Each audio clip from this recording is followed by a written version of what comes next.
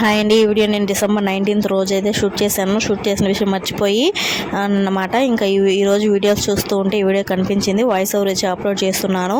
ఆ రోజే కాళహస్తిలో త్రిపుర మూవీ హాల్లో అయితే ఈ మూవీ లాస్ట్ అని చెప్పారు. ఇంకా మా హస్బెండ్ అయితే ఫస్ట్ షోకి అయితే బుక్ చేశారు. ఫ్యామిలీ మొత్తం అయితే వెళ్ళిపోయాము.